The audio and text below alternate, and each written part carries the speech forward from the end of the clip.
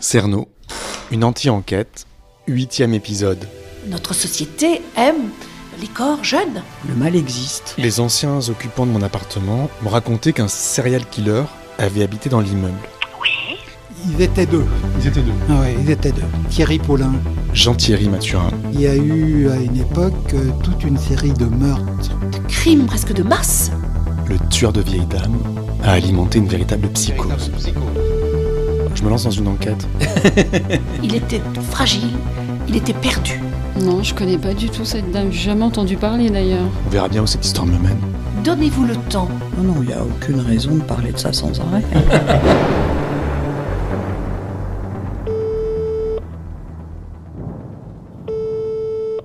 Allô ? 3, 2, 1.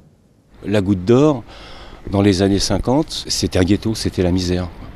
Les façades des immeubles étaient encore noires, des émanations, du chauffage à charbon et de bois, je sais pas, peut-être de la guerre.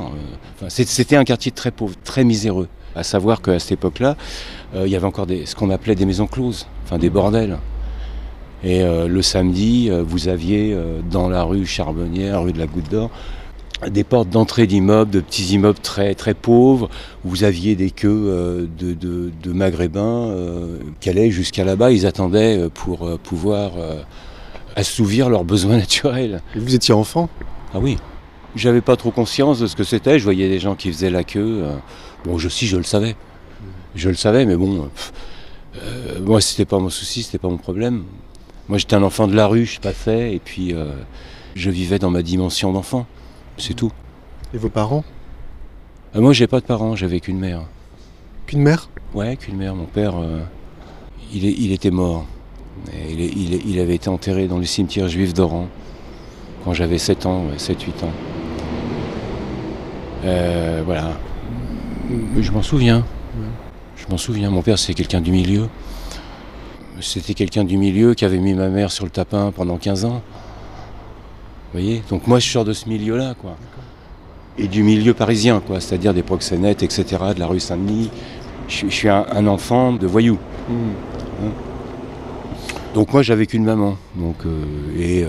J'habitais rue Léon, dans une petite pièce au 5e étage. Enfin, c'était toute une vie, quoi. C'était dur ? Ah oui. Ouais. Ah oui, parce que nous, on était logés au 5e étage par une association protestante calviniste, parce que ma mère était protestante. Dans cette petite pièce, quand le lit était déplié, il y avait une armoire, on ne pouvait pratiquement plus bouger. Et il y avait un petit lavabo. Et ma mère, elle faisait à manger sur un réchaud à alcool. Et on était envahis de cafards. Et le soir, quand on fermait la lumière, les cafards commençaient à... Il y en avait partout sur les murs, il y en avait des grappes, on les entendait. Et à l'époque, dans les années 60, il n'y avait pas tous ces produits pour les cafards. Donc on était envahis de cafards, il y avait des œufs partout. Enfin, c'était terrible. La pauvreté, la misère. Ma mère, ma pauvre petite maman, elle travaillait la nuit. Donc quand elle rentrait le matin, moi je me levais. Et puis après, tout ça, ça a changé. Puis après, moi j'allais plus à l'école, je restais chez moi. Ça me faisait peur. C'était pas mon milieu. Puis j'y comprenais rien. Je me demandais pourquoi j'étais là.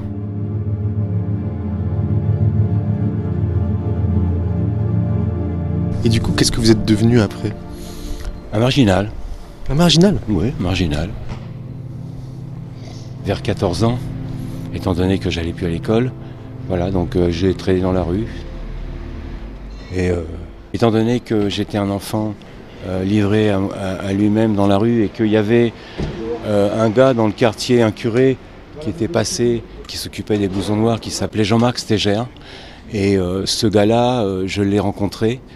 Évidemment, son travail, c'était de s'occuper des jeunes qui étaient en détresse dans la rue.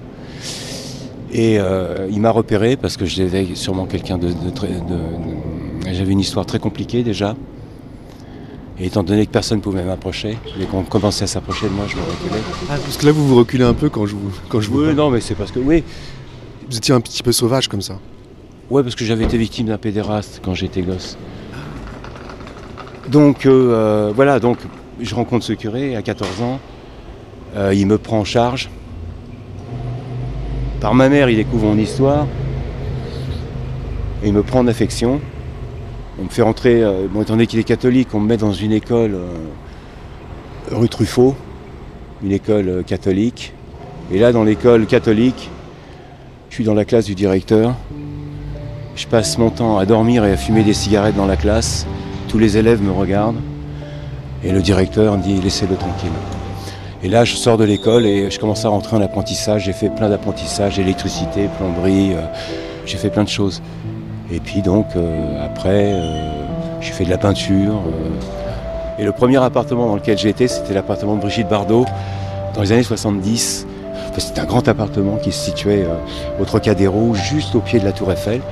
Et après, j'ai travaillé avec un tapissier au noir. Et pendant 10 ans, j'ai bossé au noir. J'ai gagné pas mal de fric.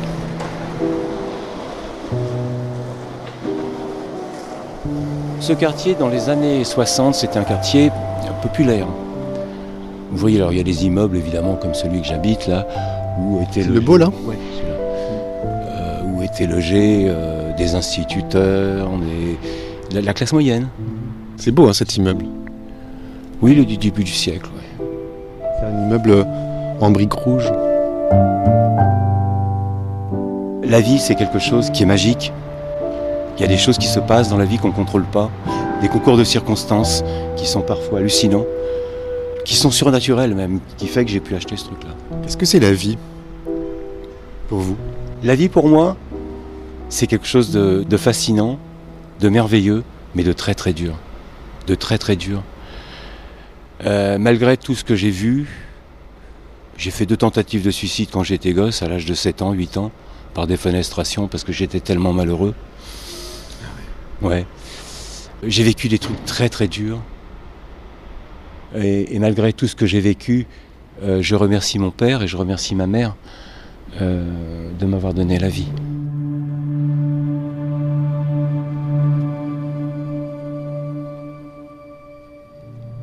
En fait, moi, je suis venu ici parce que je suis venu sur les traces d'une dame qui a habité là, qui s'appelait Suzanne Foucault. Elle habitait là, au 10 rue Nicolet.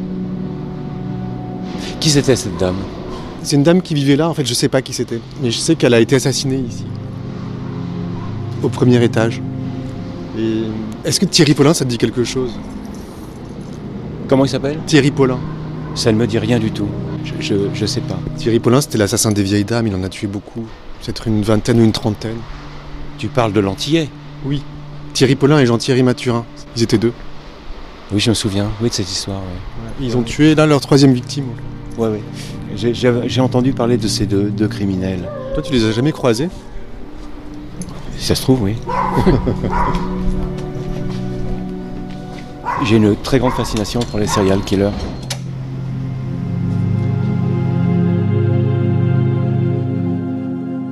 Moi, je sais que je serais capable de tuer. La seule personne qui me fait peur, c'est moi. À suivre. Si vous avez aimé cet épisode de Cerno et que vous souhaitez m'aider dans mon anti-enquête, partagez-le, parlez-en autour de vous et surtout, mettez des étoiles dans votre appli de podcast. Tous les épisodes de l'été sont déjà en ligne. Bonne écoute et n'oubliez pas, ne laissez pas traîner vos grands-mères.